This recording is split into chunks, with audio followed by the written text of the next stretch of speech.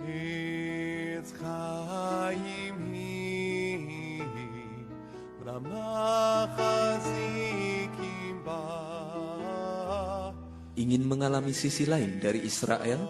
Mau belajar lebih dalam tentang tanah, bangsa, dan panggilannya? Program talk show HKM mengadakan Holy Land Study Tours Bnei Eretz yang lebih memusatkan diri pada pembelajaran. Selain mengunjungi tempat wisata populer, tur ini juga akan membawa Anda mengunjungi tempat baru dengan tujuan studi dan mengalami kehidupan sehari-hari bangsa pilihan.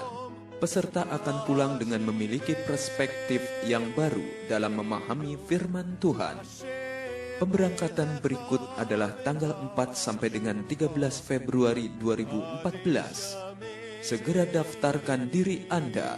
Tempat terbatas. Untuk informasi lebih lanjut, hubungi Ahalan Tours di 5619-3777 atau 750-0431. Sekali lagi di 5619-3777 atau 750-0431 atau melalui PIN BB kami di 27B505E2. Pastikan Anda berangkat ke Israel hanya dengan kelompok Study Tours Bnei Eretz.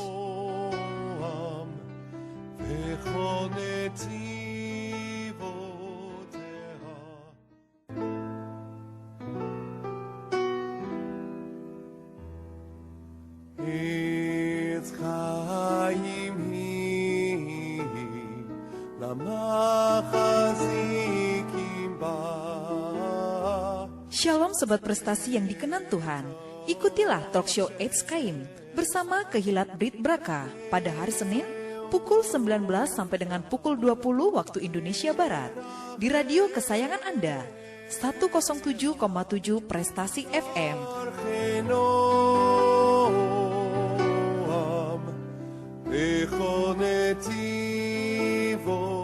Ikutilah talk show HKM bersama Kehilat Brit Braka pada hari Senin pukul 19 sampai dengan pukul 20 waktu Indonesia Barat di radio kesayangan Anda 107,7 Prestasi FM.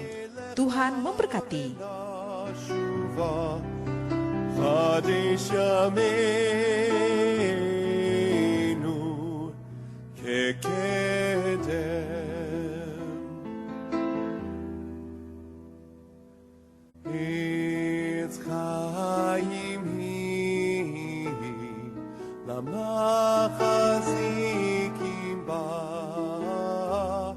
Sesaat lagi kita akan mendengarkan talk show HKM bersama Kehilat Brit Braka. Selamat mengikuti.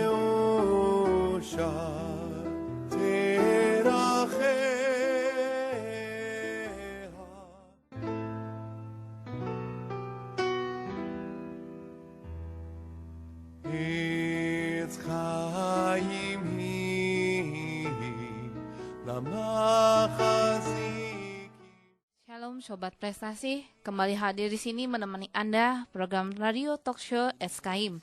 Bersama saya Serafina Ria Chandrajaya, Abigail, Ereftov, Pak Yohanes, dan juga Elisefa. Ya, Ereftov semua. HKM berarti pohon kehidupan, dan di dalam perspektif Alkitab Ibrani, pohon kehidupan ini mengacu kepada kelima kitab pertama yang ditulis oleh Musa, yaitu Taurat. Bagi Sobat Prestasi yang baru bergabung dengan kami minggu ini, kami hadir di tiap Senin minggu kedua di Radio Prestasi pukul 19 sampai 20 malam. Dan bagi Sobat Prestasi, kami juga mempunyai SMS interaktif di 0812 8800-nya 3 kali, 7-nya 3 kali, atau 0857 81.000 7-nya 3 kali. Dengan format SMS, nama, spasi, usia, spasi, lokasi, spasi, isi SMS atau pesan. Kali ini kita membicarakan topik apa, Abigail? Ya, mungkin sebelumnya kita mau promosi sedikit ya. Tim HKM ini juga akan mengadakan tur yang unik ke Israel. Grup tur ini kita namakan dengan grup Bnei Eretz. Bnei Eretz adalah bahasa Ibrani yang berarti putra-putra negeri atau putra-putra tanah air. Ya, tur ini bedanya dengan tur lain adalah bahwa kita lebih membentuknya sebagai sebuah study tour atau tur wisata, tur belajar ya, yang akan membawa peserta untuk mempelajari nubuat-nubuat Tuhan untuk akhir zaman, baik atas tanah Israel, bangsa Israel maupun panggilannya. Nah, beberapa dari nubuat akhir zaman ini sebenarnya sudah digenapi ya, tetapi masih banyak yang kita tunggu penggenapannya. Kita selain akan mengunjungi beberapa tempat populer secara sekilas, tetapi sebenarnya fokus utama dari tur kita ini adalah tempat-tempat di mana kita bisa belajar banyak. Nah, kita akan mengalami Israel dengan pemahaman yang baru, yaitu dari kacamata Ibrani dan kacamata Yahudi. Jadi pengalaman ini akan berbeda sekali ya, karena akan menjelaskan segala sesuatu dari sudut pandang yang berbeda, yang belum pernah bukan dari kacamata gereja, betul.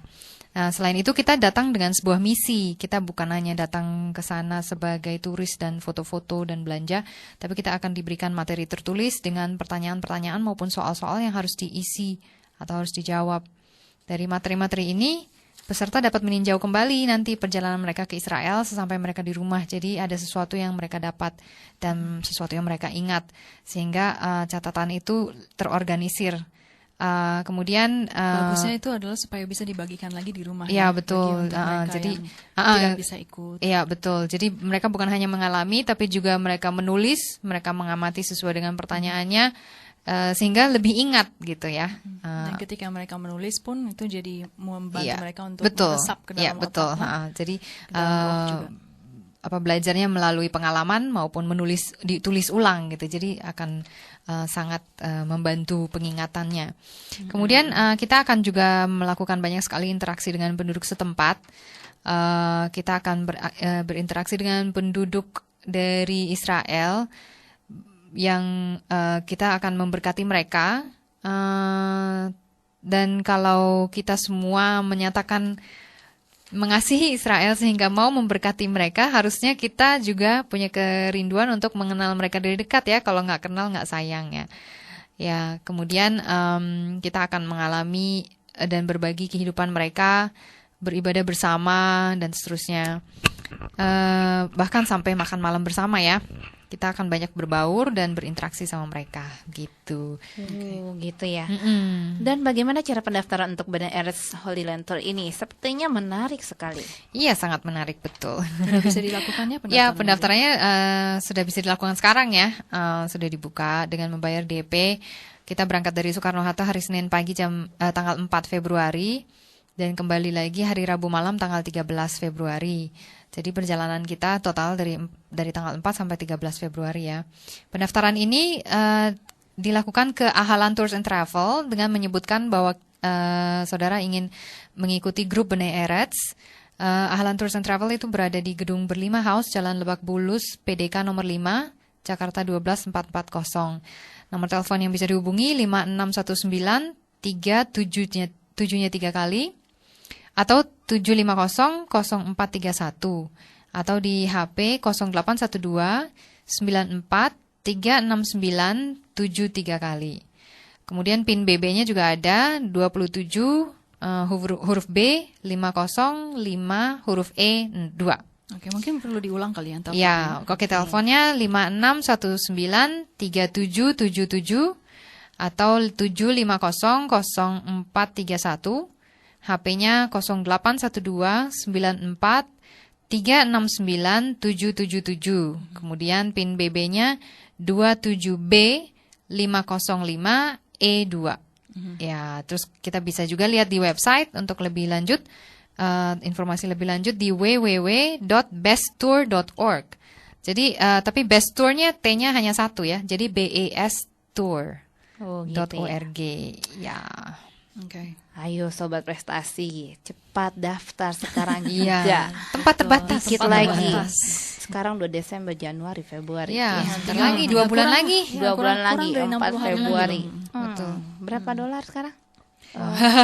Kita harus sekarang ini kalau nggak salah 2.750 2.750 ya. US dollars, ya untuk prosedur pendaftarannya, DP-nya dan seterusnya bisa langsung segera hubungi Hahalan Tours Iya, saja bisa ya. langsung ke Hahalan Tours. Ya, nanti Baik. informasi ini akan diulang lagi. Oke.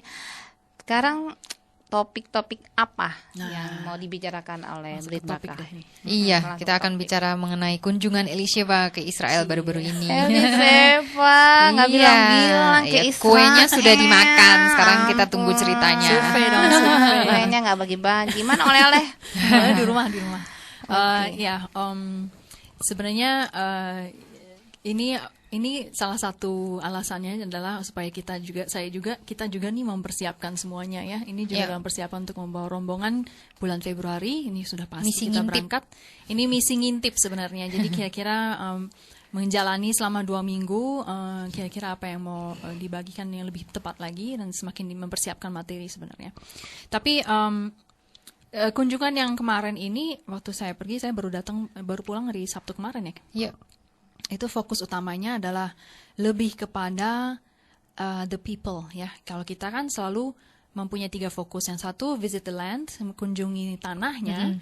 Kemudian temui atau layani, kenali bangsanya, orang-orangnya, dan juga mengerti panggilannya gitu ya. Jadi ketiga hal itu selalu kita cover di dalam setiap visit, di setiap kunjungan, setiap tour kita.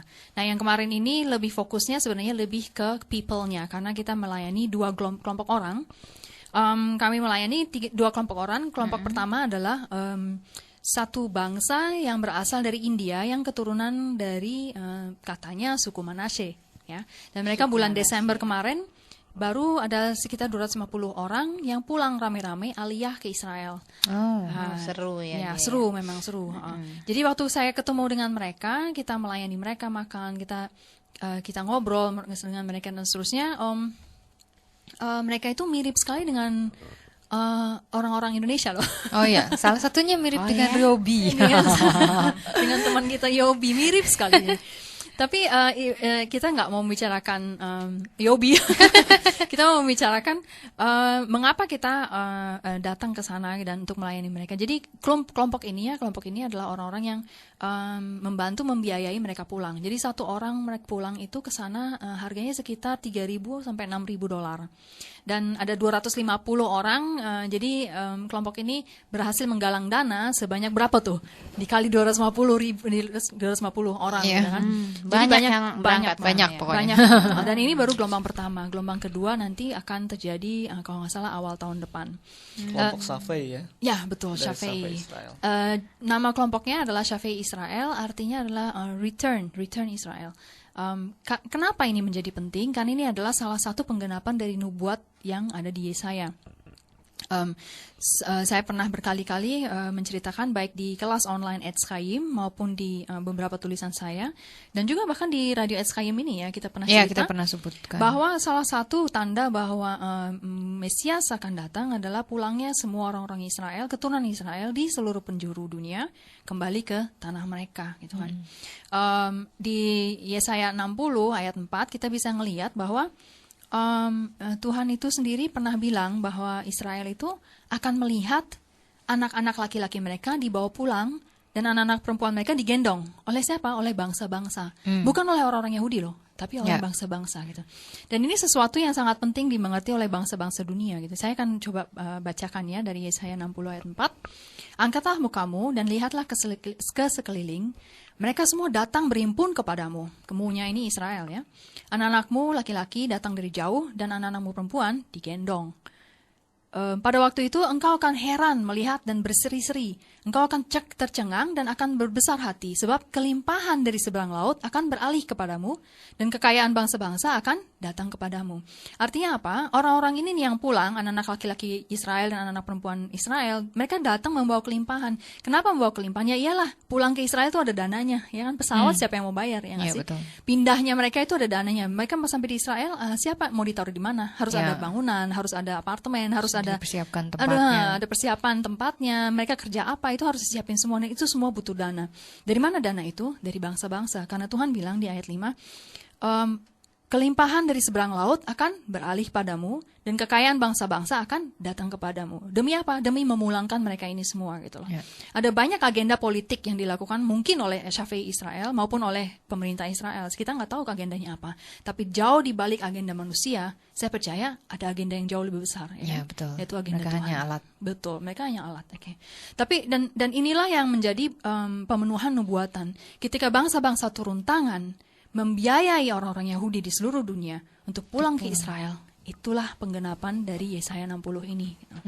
Jadi mengapa ketika itu kelompok Syafei ini bekerja sama dengan gereja-gereja terutama di Singapura, Indonesia, dan Papua Nugini. Dan itu ada ratusan orang yang membiayai 300 orang ini, gelombang pertama ini untuk pulang gitu. Dan ketika saya datang ke sana, kita ketemu dengan orang-orang yang kita biayai ketika itu. Dan itu gitu. Rasanya ajaib sekali. Saya akan pasang videonya nanti di YouTube. Nanti bisa dilihat di elishevadpw.com. .com ya, bukan .org. .com. Kita akan bisa lihat bagaimana mengharukannya. Begitu mereka pulang, ya inilah ada orang yang kita bantu biayai untuk pulang. Dan ketika kita tanya apakah mereka senang di sana, mereka sangat senang, mereka sangat bahagia. Akhirnya mereka pulang ya kan. Selama bertahun-tahun, beribu tahun mereka tercecer entah kemana, tapi ternyata mereka pulang ke tanah air mereka gitu, ke tanah tempat nenek moyang mereka dulu tinggal, ya kan? Nah, ini kelompok yang pertama. Kemudian kelompok yang kedua adalah para korban Holocaust. Ya, semua orang tahu kayaknya ya Holocaust itu apa ya? Coba diceritakan lagi. Allah, siapa tahu ada yang nggak tahu loh, bener loh. Oke. Jadi Holocaust secara singkat adalah sebutan dalam bahasa dalam bahasa Yunani untuk menunjuk pada pembunuhan massal ya pada zaman Perang Dunia Kedua ya. Jadi ada 6 juta orang Yahudi meninggal di Eropa, sebenarnya di Eropa ya, di Indonesia, di seluruh Asia sebenarnya ada juga banyak orang Yahudi yang dimasukkan ke concentration camp, tapi itu masalah cerita lain saja. Anyways, jadi korban-korban Holocaust ini yang akhirnya selamat dari kematian, mereka pulang, mereka dibawa oleh Israel ketika itu belum jadi negara untuk masuk ke tanah mereka, dan akhirnya menjadi negara tahun 1948 dengan penduduk pertamanya siapa? Korban Holocaust ini. Yang selamat. Korban yang selamat, ya betul. Pada zaman itu mereka itu masuk ke dalam concentration camp. Ada ribuan orang, mungkin ratusan ribu orang di seluruh Eropa yang selamat itu keluar dari concentration camp, mau pulang ke rumah masing-masing. Ini sesudah perang usai kan? Yeah. Tapi ketika mereka pulang ke apartemen mereka masing-masing, ke rumah mereka masing-masing, apa yang mereka temukan? Orang lain. Ada orang Jerman lah, orang apa yang udah menempati rumah itu, mengambil alih. Namanya juga udah dikosong, ditinggal gitu kan? Yeah. Jadi ketika mereka pulang, nggak bisa lagi pulang ke sana, udah ada yang tempatin. Mereka kemana mereka pergi, ya kan? Terpaksa mereka kembali ke camp konsentrasi, tempat mereka dianiaya. Cuman ya bedanya sekarang penganiayanya sudah ditangkap, ya kan, sudah tidak ada lagi karena perang sudah usai. Namun untuk sementara itu mereka tinggal di sana, bingung, nggak tahu, nggak punya rumah lagi, nggak punya tempat tinggal, dan tiba-tiba karena anugerah Tuhan, tahu ada negara Israel berdiri tahun 1948, dan mereka lah yang akhirnya pulang ke sana dibiayai dan menjadi penduduk pertama gitu kan. Sekarang masalahnya adalah kenapa bangsa-bangsa harus memperhatikan mereka. Maksudnya kenapa menjadi penting bagi bangsa-bangsa untuk memperhatikan mereka? Karena kita pernah cerita bahwa di dalam penghakiman Tuhan ada 3 level ya. Ada 3 level. Level pertama adalah level individu, level kedua adalah level bangsa, dan yang ketiga adalah level individu, bangsa, dan kelompok, ya kan? Kelompok misalnya gereja, persekutuan atau apa gitu ya. Nah, di dalam level bangsa, Tuhan itu akan menghakimi setiap bangsa berdasarkan bagaimana kita bangsa ini memperlakukan bangsa Yahudi atau Israel. Jadi mereka yang menjadi penganiaya Israel, Tuhan akan menghakimi bangsa itu sesuai dengan hal itu. Akan diperhitungkan. Ya, betul. Dan mereka yang memilih untuk menjadi bangsa penyelamat atau penyembuh, kita akan menerima, bangsa itu menerima penghakiman yang sama, gitu, menerima penghargaan yang sama, seperti itu ya. Dan itu ada di dalam Matius 25, ya, bisa baca sendiri ya kan, di rumah. Ini sudah pernah kita bahas ya kan. Dan itu yang sangat sangat penting. Ada 4 bangsa sebenarnya yang datang ke tempat itu dan melayani para korban Holocaust ketika itu ya, ketika saya datang. Salah satunya bangsa Indonesia, diwakili oleh saya dan 4 orang teman lain. Yang satu lagi adalah bangsa Papua Nugini, bangsa Singapura, dan bangsa Malaysia. Kita berempat, maksudnya 4 bangsa ini datang rame-rame ke sana karena memutuskan bahwa kita ini mau menjadi bangsa penyembuh yang memberkati, atau bangsa yang memberkati, bukan bangsa yang penganiaya. Dan harapan kita datang ke sana bukan atas nama diri sendiri, kita datang atas nama bangsa. Harapan kita adalah Tuhan melihat hal ini sebagai satu kebenaran, satu tindakan profetik bahwa kita mau mewakili berdiri bangsa. Ya, untuk Israel, mewakili bangsa, betul. Makanya disuruh pakai batik kemarin ya. Betul, pakai baju tradisional. Betul karena sekali. Membawa lambang negara ini gitu ya. Jadi waktu kita datang melayani orang-orang korban Holocaust itu, kita nggak pakai baju apa gitu ya, jeans atau apa, enggak, kita pakai baju masing-masing negara. Saya pakai batik gitu ya. Karena mewakili bangsa ini. Saya mau datang ke sana, saya ngobrol dengan orang-orang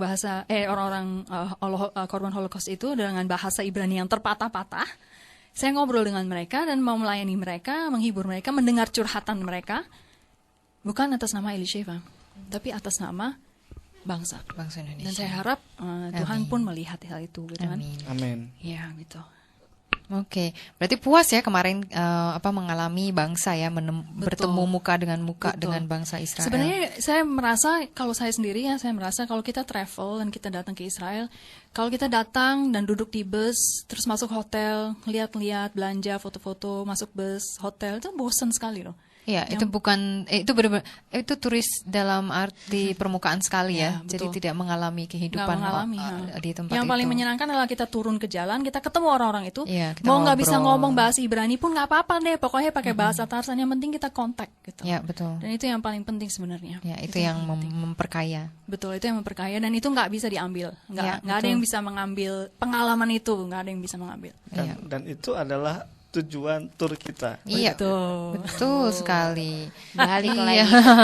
Ya, supaya kita mengalami bukan sekedar turis-turis yang foto-foto dan di permukaan saja ya, tapi kita mengalami benar-benar bangsa itu seperti apa, gimana rasanya. Dan ada kita di punya situ. kita punya kontak apa ya, punya keep in, apa sih namanya ya, punya kontak dengan mereka ya, koneksi dengan mereka, koneksi, ngobrol, curhat hati, dekat dengan dekat gitu maksudnya. Begitulah. Terus jadi puas nih ya untuk yang bangsa nih ya. Terus kemudian dengan yang tanah gimana tuh? Oke, masalah tanah. Kalau kita ngelihat dari the land of Israel-nya, sebenarnya ada banyak sekali yang bisa kita pelajari gitu di Israel ya kan. Tanah Israel tuh negeri Israel tuh kecil banget ya nggak sih? Kecil loh, kecil banget ya kan. Lebih kecil dari Jakarta kayaknya. Betul. Ya. Mereka kalau nggak salah jumlahnya tuh berapa sih? 7 juta ya, Pak Yohanes ya? Ya, sekitar segitu ya. Sedangkan 7 juta. Jakarta sendiri Jakarta 12 juta. Lebih ya? Lebih sekarang ya. Tapi Jakarta di Israel dan itu sekitarnya. nggak ada macet kan? betul. Nggak ada macet sama sekali. Tapi di Jakarta tuh 12 juta. Jadi Israel tuh sebenarnya jauh lebih kecil daripada Jakarta. Tapi kalau kita explore ya, setiap sudut negeri itu ada rahasianya. Setiap sudut ada rahasianya. Setiap setiap tanah yang kita betul, itu semua ada sejarahnya, ada pelajarannya, ya kan, ada sisa-sisa dari apa yang pernah Tuhan lakukan di tanah itu banyak sekali yang bisa diceritakan. Yang ada di Alkitab ya pokoknya gitu ya. Betul. Jelasnya. Ya, betul. Benar-benar. Jadi ada banyak sekali. Jadi sebenarnya kalau kita mau cerita banyak tentang tanah, tentang the land of Israel, itu nggak ada habisnya. Tapi saya perhatikan satu hal, ya kan, saya mau ceritakan satu hal. Saya perhatikan bahwa sejak abad keempat ya, kita tahu bahwa di Alkitab kan dikatakan bahwa penyesatan itu harus ada, betul nggak? Dan kita juga dengar bahwa di akhir zaman dikatakan bahwa akan ada penyesatan yang besar. Bangsa-bangsa nih sekarang lagi menunggu nih penyesatan yang besar nih, kapan nih terjadi, yang berupa dalam bentuk apa gitu ya. Padahal sebenarnya ada sesuatu yang miss gitu, karena penyesatan yang besar itu udah lama terjadi sebenarnya. Yang paling besar tuh udah lama sekali terjadi gitu kan. Berarti luar biasa. Iya, dan terjadinya itu sejak pada zaman Bizantium. Dan orang tidak menyadarinya. Dan orang nggak menyadari. Oleh karena itulah dia penyesatan besar. Ya, karena nggak menyadari. Kalau orang sadar itu nggak sesat. Nggak sesat, ya betul. Jadi sejak zaman Bizantium itu sekitar abad keempat, ada banyak sekali hal yang disesatkan, yang diselewengkan, dan itu secara mulus diturunkan dari generasi ke generasi sampai sekarang. Apa aja tuh? Oh, banyak banget. Coba dimulai dari satu dulu. Kalau misalnya kita bahas satu-satu itu banyak sekali. Lebih baik, ikut tour kelas aja. online. Betul. Oh iya, Ikut kelas online juga bisa. Dan juga ikut tour, karena di tour itu kita akan ngebahas satu persatu. Banyak sekali seru banget. yang sebenarnya mitos di situ. Yeah. Guide kami ini dia terlibat di dalam penggalian. Excavation atau penggalian sejarah ya. Penggalian arkeologi ya. Dia terlibat di situ. Dan suatu saat dia pernah bawa kita ke tempat, dia bilang gitu, let's go to the place. Ini contoh aja ya, saya sembarangan aja bilang, let's go to the place where Jesus was buried. Mari kita pergi ke tempat di mana Yeshua dikuburkan. Dia bilang seperti itu kan. Ini contoh aja nih, contoh. Waktu kita ke sana dia bla bla bla jelaskan sana kemari, dan akhirnya di akhir cerita itu dia membuktikan bahwa ini bukanlah tempat di mana Jesus dimakamkan. Jadi dia sebenarnya membawa kita ke tempat itu. Tapi ini hanya contoh yang saya yakin semua orang udah tahu. Tapi karena udah dibilangin kali sama orang. Betul, semua orang udah tahu. Susah untuk memindahkan itu bukan di sini gitu kan. Tapi udah terlanjur terkenal. Berasal dari mana? Jadi ada banyak sekali mitos-mitos di tempat itu, banyak sekali. Dan itu nggak cuman hal-hal yang udah umum terlihat. Banyak sekali hal-hal yang tadinya sampai sekarang kita masih berpikir itu kebenaran, tapi ternyata sekarang terungkap bahwa itu bukan kebenaran ternyata. Gitu. Dan saya merasa ada keajaibannya begini. Selama ribuan tahun dari sejak abad keempat, orang itu punya kepercayaan. Dan dia punya bukti geografis, tapi dan berpikir bahwa itu kebenaran. Nah sekarang di zaman kita ini, ada orang yang menggali-gali Alkitab dengan bahasa Ibrani, ya kan? Dan ada orang-orang yang menggali-gali arkeologi, dan dua-duanya akhirnya sama-sama menemukan bahwa apa yang kita percaya sama ini bukanlah kebenaran. Ngerti nggak maksudnya? Efeknya apa? Efeknya di zaman sekarang ini sepertinya ada satu movement Tuhan, yang membongkar habis kebenaran itu, kebohongannya. Jadi dipilah-pilah benar-benar baik yang mana fisik kebenaran maupun spiritual. Baik secara fisik maupun secara spiritual. Dan dua-duanya itu baik dalam bentuk pengajaran maupun dalam bukti geografis. Dua-duanya itu dibuktikan ngebongkarnya itu dengan cara menggali. Yang satu menggali bahasa Ibraninya, akar Ibraninya, yang satu dengan cara menggali arkeologi. Dan melalui penggalian itulah muncullah kebenaran-kebenaran itu. Dan saya ngelihat ya, ini ajaib banget. Saya melihat betapa Tuhan itu sekarang lagi bergerak habis-habisan untuk membongkar kebohongan-kebohongan tersebut. Saya nggak bisa ungkapkan di dalam waktu 1 jam apa aja kebohongan itu, ya kan? Karena ada banyak hal sekali. Dan lebih enak sih sebenarnya kita datang ke sana, kita lihat gitu loh. Dan saya heran sekali, begitu orang udah tahu bahwa itu kebohongan, kenapa masih terus dikunjungi? Saya heran. Ditunjukkan bahwa ini bohong, gitu. Inilah sejarah kebohongan. Dan yang saya heran, saya terus terang aja ya, saya tahu pasti banyak tour yang mengajarkan bahwa ada banyak sekali versi. Misalnya versi yang satu bilang Jesus itu dimakamkan di sini, di A. Versi yang lain bilang di B. Sama dengan baptis. Ada versi yang mengatakan bahwa di sana dia dibaptis. Ada versi yang lain mengatakan bahwa di sana dibaptis. Cuma bisa ada satu versi dong harusnya. Satu versi itu orangnya cuma satu. Dan banyak hal dalam segala hal. Waktu dia lahir pun kita ada, ini versi yang ini, ini versi yang ini. Ada dalam semua hal ada banyak versi. Tapi sekarang gara-gara ada bukti-bukti arkeologi semakin yang ditajam, semakin dipertajam sebenarnya versi mana sih yang benar, dan kalaupun dua-duanya salah, yang mana sebenarnya yang benar gitu. Gitu ya. Dan saya lihat ini gerakannya sama dengan gerakan yang terjadi di alam roh, di mana semua orang akhirnya kembali kepada akar Ibrani, kembali kepada versi yang sebenarnya, versi yang awal. Gitu. Kembali ke nol. Bukan nol ya sebenarnya. Kembali ke satu loh. Ke tempat itu. Ke asalnya, ke sumber, cara menggali, ke akar. Betul. Gitu.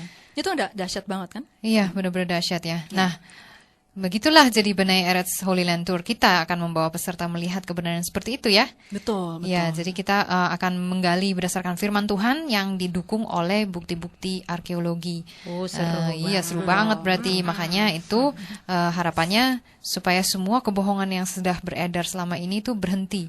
Dan kita hanya benar-benar fokus kepada kebenaran yang sejati ya.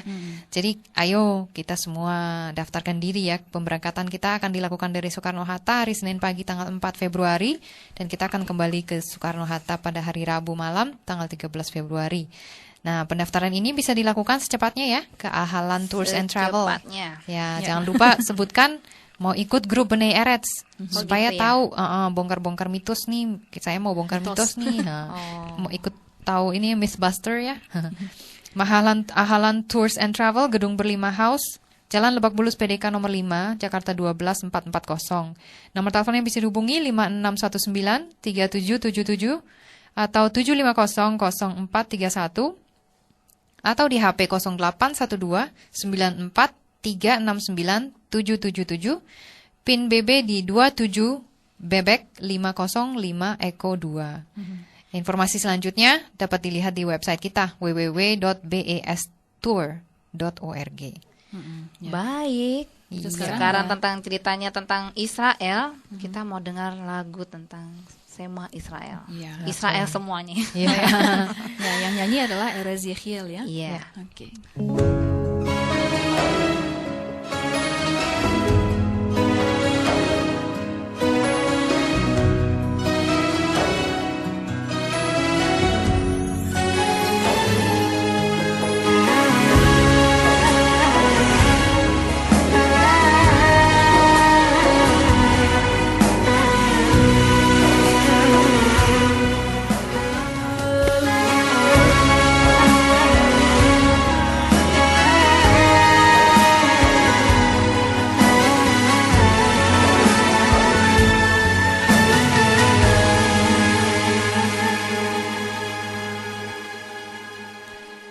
Iya, masih bersama SKIM. Yang topik kita kali ini Eliseva pulang kampung.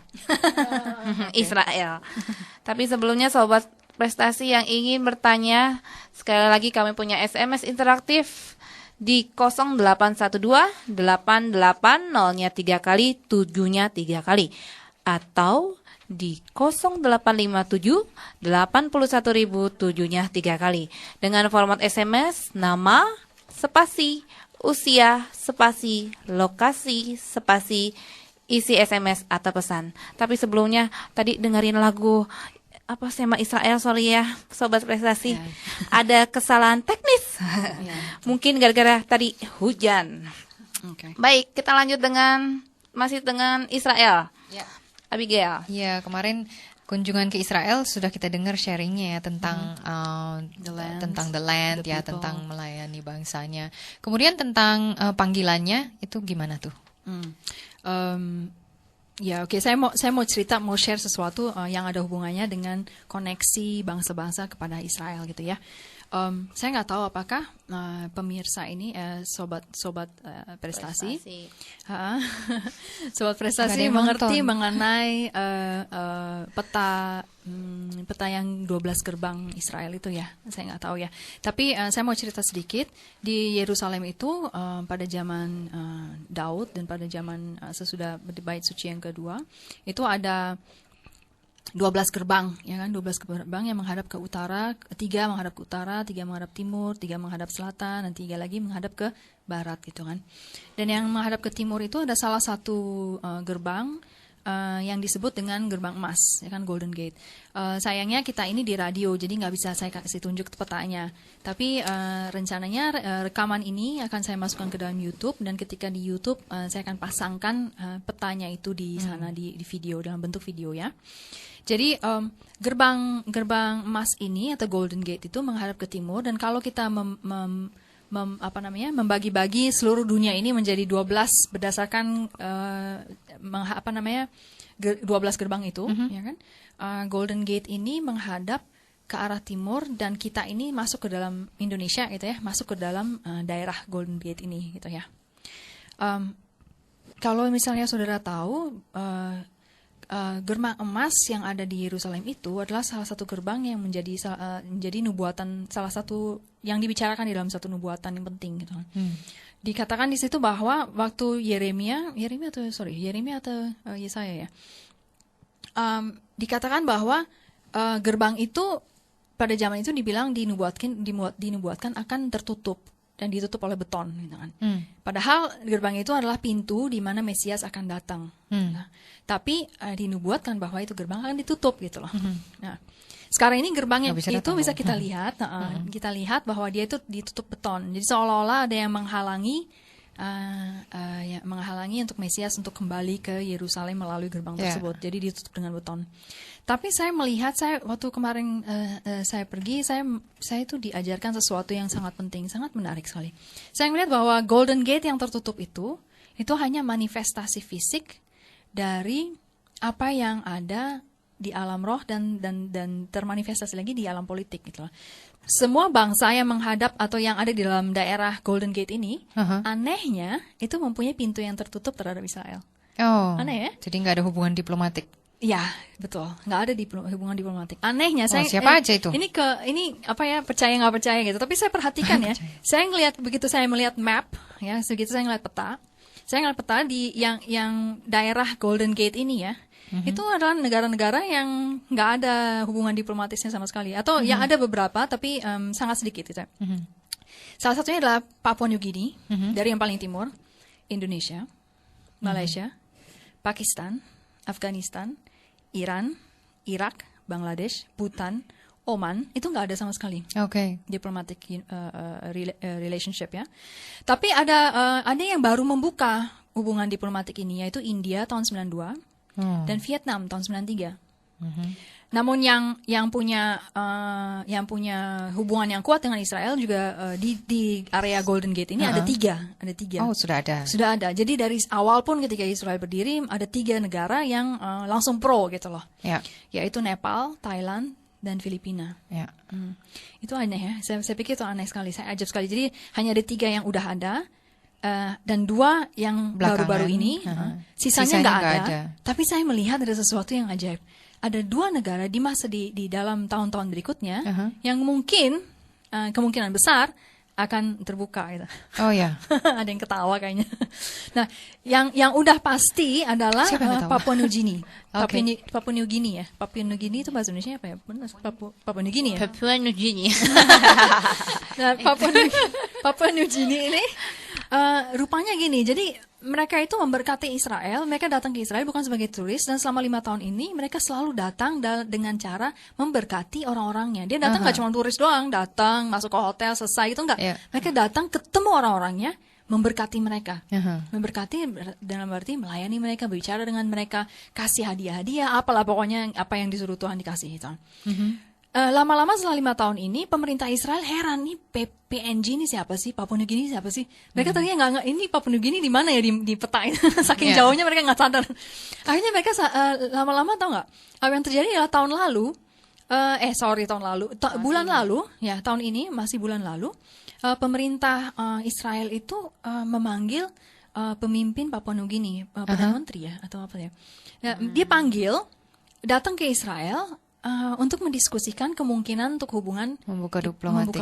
Dan sekarang mereka itu dalam proses untuk membangun kedutaan di 2 tempat itu. Ajaib ya.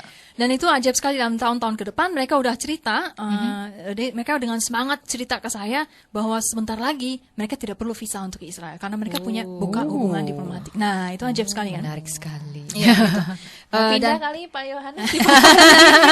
Nah, saya mau cerita satu hal. Baru kemarin ini saya membaca satu artikel yang ditulis oleh Times of Israel.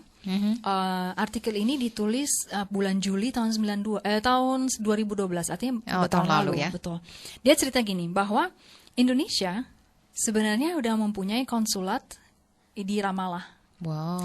Nah, Ramallah itu sebenarnya daerah Palestina, tapi masih di dalam Israel gitu kan. Wilayah administrasi Israel. Nah, ternyata kenapa mereka bikin konsulat di situ? Karena rupanya secara informal ada hubungan antara Israel dan Indonesia, yaitu dalam bentuk perdagangan. Jadi misalnya perdagangan Apa aja tuh? jadi itu ada gitu. Dan rupanya konsulat yang berdiri di Ramallah ini adalah konsulat yang lebih banyak mengurus urusan-urusan antara Indonesia dan Israel, ya kan? Itu secara informal sudah terjadi, gitu kan? Saya pikir ini sesuatu yang ajaib. Terus udah gitu mereka juga mengizinkan sekarang orang-orang Israel berpaspor Israel masuk ke Indonesia, tapi untuk sekarang ini terbatas di daerah Bali saja. Oh gitu, luar biasa Bali memang ya. Bali, hidup Bali. Tapi gini ya, maksudnya gini, kenapa ini penting? Karena begini, kita punya nubuat, kita tahu bahwa ada satu nubuat yaitu Moshiach, saya mau bilang Mesias dan Moshiach. Moshiach itu akan masuk ke Yerusalem melalui Golden Gate ini, ya kan? Nah, Golden Gate inilah dia akan tembus, padahal dia ini harus terbuka. Gitu. Yeah. Padahal Golden Gate ini adalah manifestasi fisik dari sesuatu yang lebih dalam yang tertutup di daerah ini, yaitu hubungan-hubungan diplomatik yang tidak ada hubungannya sama sekali dengan Israel, gitu kan? Nah, kalau ini terbuka, kita sama saja membuka si Golden Gate ini, gitu loh. Apa yang kamu ikat di dunia akan terikat di alam roh. Apa yang kamu ikat di alam roh akan terikat di dunia, ya kan? Jadi semua yang kita lakukan dan semua yang terjadi di alam dunia ini sebenarnya adalah satu manifestasi fisik yang mengatakan bahwa udah terjadi di alam roh. Jadi kalau ketika kita membuka diplomatik hubungan ini, membuka pintu sama aja kita sama aja gerbang. membuka gerbang ini, gitu loh. Itu kan secara alam roh gitu ya, seperti itu. Ini kenapa ini penting? Karena kita tahu bahwa ketika kita terkoneksi kepada Israel, kita bukan hanya terkoneksi kepada bangsa itu. Kita tidak bicara politik, kita bicara pengajaran, ya kan? Di Yesaya 40 kita baca bahwa kita harus persiapkan di padang gurun. Saya bacakan aja ya, Yesaya 40, dia bilang, persiapkanlah di padang gurun jalan untuk Tuhan, luruskanlah di padang belantara jalan raya bagi Elohim kita. Jalan raya dalam bahasa Ibrani adalah Mesilah. Mesilah itu artinya highway to holiness. Jalan tol menuju Jalan tol. Ya, apa sih highway? Jalan raya utama. Jalan raya utama ya, menuju kekudusan, ya kan? Dan itu adalah jalan raya atau jalan tol lah istilahnya, sesuai dengan standar Torah, ya kan? Kita bicara Torah karena kita bicara Israel, ya kan? Kita tidak bicara gereja, kan? Jadi ketika kita menerima Elohimnya Israel, sebenarnya kita harusnya menerima Torahnya Israel, Torahnya Elohim itu, ya kan? Dan juga menerima apa yang Elohim itu pilih, yaitu bangsanya, ya kan? Dan nggak mungkin nggak. Jadi ini satu apa ya istilahnya, kayak dua sisi dalam satu mata koin, ya kan, dalam mata uang gitu, satu koin. Jadi dua sisi dari satu koin. Iya, betul. Jadi kalau mau nerima satu Elohim, ya lo menerima satu paketnya. Nggak bisa nerima Elohim. Nggak bisa sebelah doang. Ya, nggak bisa nerima Elohim yang tapi nggak terima 500 Torah, tapi nggak mau Garudanya. Iya, betul. Garuda atau apa sebaliknya. Ya kan? Nah, dan hanya dengan cara itulah itu salah satunya adalah untuk mempercepat kedatangan Moshiach, ya kan? Jadi ada suatu hal fisik juga yang bisa bukan fisik ya. Ada satu hal di dalam politik, di dalam dunia yang bisa kita lakukan untuk membuka si Golden Gate ini. Nah, sampai singkat waktu saya mau kasih tahu bahwa saya mau ingatkan bahwa pengajaran itu akan datang dari Sion. Ya kan? Nggak ada yang bilang bahwa pengajaran datang dari Indonesia. Jadi kalau misalnya kita mau supaya pengajaran itu keluar mengalir ke Indonesia, ini harus highway, ini harus dibuka. Ya kan? Dan inilah yang harus kita doakan gitu lah. Ini sesuatu yang di zaman ini itu sangat sangat menarik gitu ya. Kalau kita doakan Israel, kita doakan bangsa-bangsa supaya pengajaran masuk ke mereka, pengajaran Tuhan masuk ke mereka. Kita sebenarnya harus berdoa juga supaya highway itu datang ke mereka dan highway itu terbuka. Dan ketika highway itu terbuka, pengajaran boleh mengalir ke bangsa tersebut. Gitu loh, ya kan? Sementara Pak Yohanes sendiri punya kisah yang sangat menarik, ya nggak sih? Dia sendiri pun pernah ke Israel. Sudah pernah duluan ya. Ayo mari kita dengarkan ceritanya. Iya, sobat prestasi yang dikenan Tuhan. 2 hari yang lalu ya, Eliseva mesetin saya untuk bicara tentang software, pertemuan dengan software ya. Software itu apa tuh? Ini bagian dari tour kita nanti ya. Bahwa nanti kita akan bertemu dengan software. Apa itu software? Apa itu? Ya, software adalah seorang yang dilatih ya, memiliki skill untuk menulis Torah scroll atau gulungan Torah. ya. Dan bukan hanya gulungan Torah, tapi juga mesusah, ya. Bahkan isi dari tefilin, ya. Isi dari tefilin. Di Israel sendiri ya, kalau kita pergi ke Israel gitu ya, ke rumah seorang Yahudi gitu ya, maka kita akan lihat di pintunya ada yang namanya mesusah. Mesusah itu adalah gulungan kecil ya dari bagian dari pada Torah, yaitu yang diambil dari Ulangan 6 ayat 4 sampai 9 dan Ulangan 11 sampai ayat 13 sampai dengan 21. Karena firman Tuhan mengatakan ya di dalam kitab Ulangan ya, untuk menjadikan firman Tuhan itu menjadi tanda ya di pintu gerbang rumahmu, dan itu disebut mesusah. Gitu ya. Nah, mesusah itu bukan boxnya, bukan kotaknya, tapi isinya, yaitu ayat-ayat itu. Ya.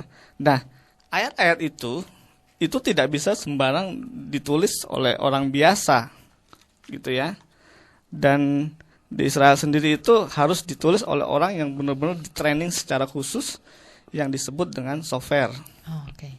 Kenapa harus khusus gitu ya? Karena kita tahu bahwa ini bicara tentang perintah Tuhan, ya. Perintah Tuhan atau mitzvot di dalam Torah, ya. Karena perintah Tuhan adalah hal yang kudus, ya. Kita nggak bisa sembarangan dengan perintah Tuhan, dengan firman Tuhan. Firman Tuhan itu kudus, maka yang menuliskannya juga seseorang yang harus kudus. Kita tahu dalam bahasa Ibrani kudus atau kados, ya, itu artinya dikhususkan, dipisahkan, ya. Karena firman Tuhan sifatnya adalah kudus, maka si penulisnya ini juga harus orang yang memang dipisahkan, dikhususkan untuk menulis firman Tuhan tersebut, gitu ya. Jadi kerjaan dia khusus itu saja, gitu, nggak kerjaan yang lain-lain. Dia kerjaannya itu, dan software ini bukan bisa saja hanya orang biasa, tapi kebanyakan juga adalah rabi-rabi. Ya. Jadi tahun lalu saya ke Israel ya, biasa muter-muter gitu ya. Kemudian saya sampai ngelihat di Masada. Masada itu satu benteng yang tinggi ya di atas gunung batu. Ketika saya lagi naik ke sana, puji Tuhan, Baruch Hashem ya, saya bisa ketemu dengan seorang sofer, dan dia adalah seorang rabi. Jadi di Masada itu kan bangunan dari batu-batu semua, panas ya, panasnya luar biasa. Dan di dalam benteng itu ada satu ruangan batu-batu itu di dalamnya ada seorang rabi ya.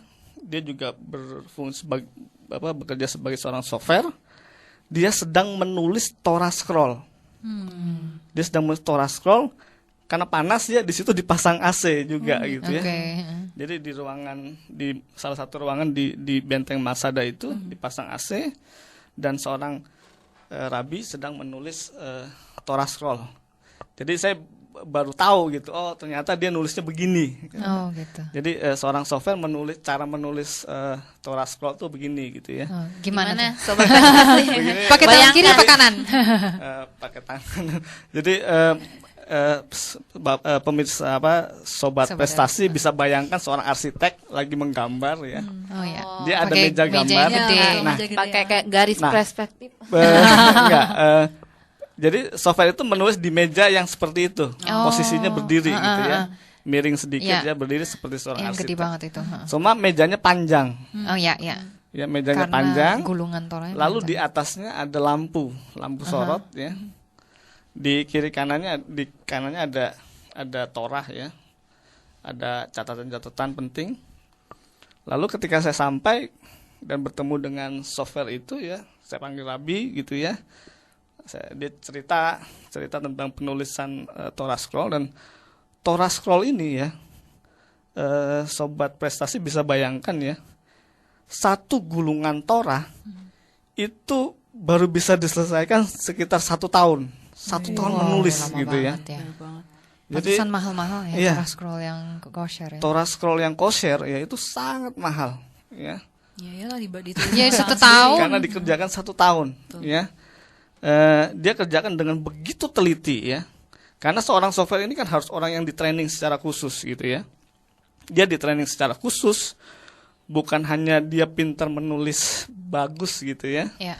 Tapi orang ini benar-benar harus mengerti semua Jewish law ya. Ya. Halakahnya bagaimana. Halakah penulisan Torah itu bagaimana dia harus ngerti. Dan syarat yang kedua seorang software itu dia harus mengasihi dan takut akan Hashem.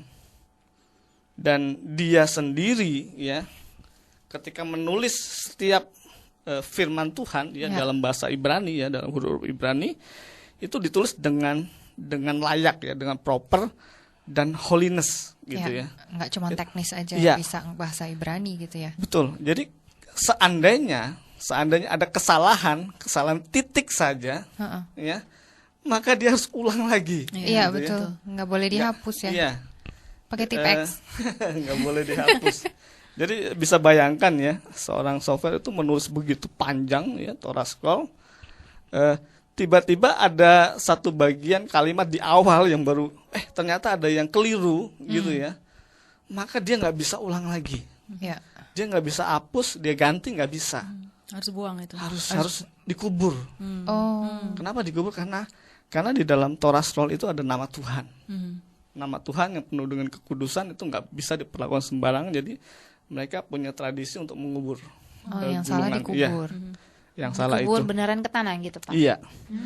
Dan itu Dan mahal satu banget lagi ya, dia nggak boleh hapus karena ada satu hukum ya, Jewish law itu bahwa kalau ada nama Hashem, ya, ada nama Tetragrammaton itu tidak boleh dihapus. Itu salah satu Jewish law ya yang harus dia lakukan, gitu ya. Jadi mereka sangat hati-hati Iya. sekali memperlakukannya Iya, dengan iya. gentar Betul, sekali ya. betul. Ini ditulis dengan kekudusan itu, dengan Iya, iya, kekhususan yang sangat luar biasa. Bisa lebih dari 1 tahun malah mereka kalau salah-salah ngulang lagi dari nol. Iya. Iya, betul, betul. Tapi karena mereka adalah orang yang sudah di training dan punya knowledge yang luar biasa, tentu nggak seperti kita yang tulis gitu ya. Ya, ya. Dan yang menarik ya, ketika saya ketemu dengan dia, saya ditanya namanya siapa, gitu ya. Kemudian saya sebutkan nama saya. Dan, Siapa namanya? Iya, saya sebutkan nama saya. Lalu diambil huruf yod, ya, huruf Y ya. Dia huruf yod diambil, dia langsung tulis di bagian daripada Torah yang Torah scroll yang sedang dia tulis di titik ini, dia tulis yod. Oh, Padahal di huruf-huruf sebelum itu masih kosong gitu ya. ya ampun, berarti dia Dan dia bisa tepat. ketika dia tulis selanjutnya itu bisa tepat huruf yod yang dimana saya ditaruh. Ya, artinya dia tahu sebenarnya semua itu. itu dari udah mana. berapa kali yang Koko ketemu itu? Sudah berapa kali dia nulis? Sudah berapa Torah yang dia tulis? Wah, dia udah nulis banyak gitu ya. Banyak banget kali ya. Tapi lalu dia Sampai tanya beberapa hafal. orang ya. Dan ditanya nama huruf depannya siapa? Lalu kita disuruh mengucapkan blessing ya atau permintaan gitu ya, doa. Dan dia tulis huruf itu tepat ya pada tempatnya. Ya. Jadi saya lihat, luar biasa. Orang-orang ini hafal sekali firman Tuhan. Bukan cuma kalimatnya, tapi bahkan sampai huruf-hurufnya pun hafal gitu ya. Dan yang paling penting sebenarnya gini ya. Jadi ketika dia hafal dan dia tahu itu, kita tahu bahwa setiap kopi dari Torah scroll itu nggak ada yang berbeda. Semua persis sama di tempat itu. Ya. Iya. Itu dahsyat sekali. Dan Torah itu harus ditulis dengan proper, dengan penuh holiness ya, karena itu disebut kosher, nggak sembarangan ya. Jadi kalau gulungan Torah atau mesusah yang disebut kosher itu harus ditulis tangan, bukan di print out gitu ya. Oh ya, apalagi di fotokopi. Ya fotokopi atau bahkan dengan bahasa Inggris misalnya Oh, atau bahasa Indonesia itu dianggap tidak kosher. Lalu ketika Torah itu ditulis usianya tuh ada yang ratusan tahun ya kalau di sinagog-sinagog seluruh dunia.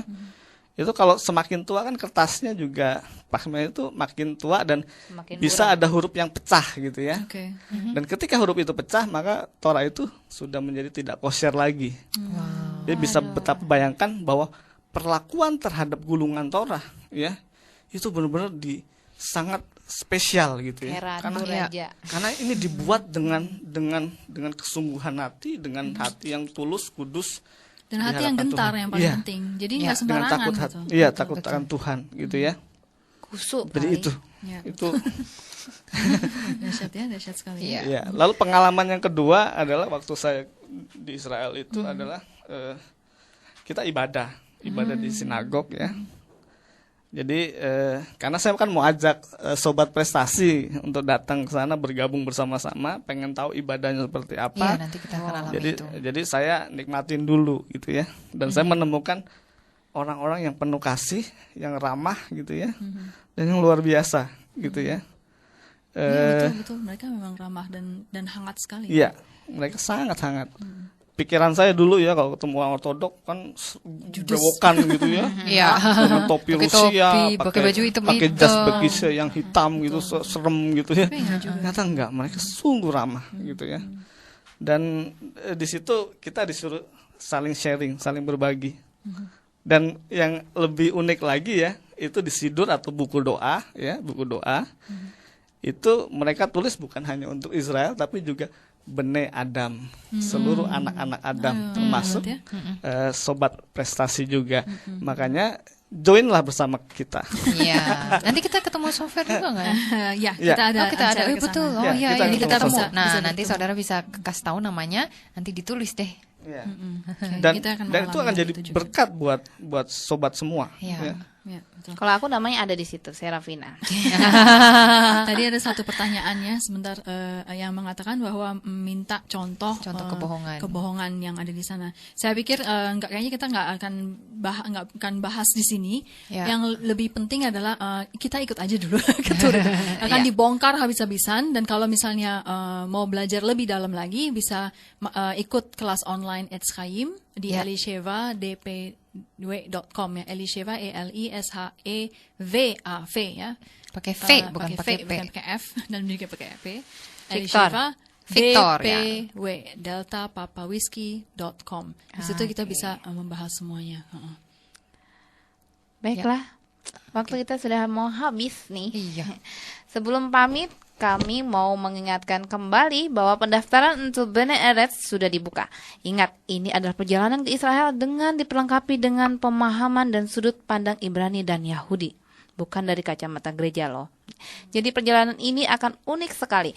Pemberangkatan dari Soekarno-Hatta pada hari Senin pagi 4 Februari 2014. Tiba kembali di Soekarno-Hatta pada tanggal 13 Februari 2014. Jadi dari tanggal 4 sampai 13 Februari 2014. Ayo sobat prestasi, secepatnya. Pendaftaran grup Bene Eretz dapat dilakukan melalui Ahlan Tours and Travel di gedung berlima host Jalan Lebak Bulus PDK nomor 5 di telepon 561937-nya 3 kali atau 7500431 atau dengan nomor handphone 0812-943697-nya 3 kali atau dengan PIN BB 27B505 E2. Informasi dapat dilihat di website www.besttour.org. Sampai sini pertemuan kita hari ini. Kita akan kembali lagi di dalam program SKIM pada hari Senin kedua tiap bulannya. Di Radio Prestasi 107,7 FM pukul 19.20 malam. Saya Serafina Rio Chandra Jaya bersama tim.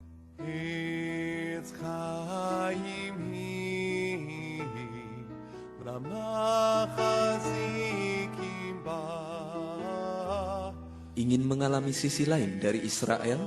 Mau belajar lebih dalam tentang tanah, bangsa, dan panggilannya? Program talk show Etzchaim mengadakan Holy Land Study Tours Bnei Eretz yang lebih memusatkan diri pada pembelajaran. Selain mengunjungi tempat wisata populer, tur ini juga akan membawa Anda mengunjungi tempat baru dengan tujuan studi dan mengalami kehidupan sehari-hari bangsa pilihan. Peserta akan pulang dengan memiliki perspektif yang baru dalam memahami firman Tuhan. Pemberangkatan berikut adalah tanggal 4 sampai dengan 13 Februari 2014. Segera daftarkan diri Anda. Tempat terbatas. Untuk informasi lebih lanjut, hubungi Ahalan Tours di 5619 3777 atau 750 0431. Sekali lagi di 5619 3777 atau 750 0431 atau melalui PIN BB kami di 27B505E2. Pastikan Anda berangkat ke Israel hanya dengan kelompok Study Tours Bnei Eretz.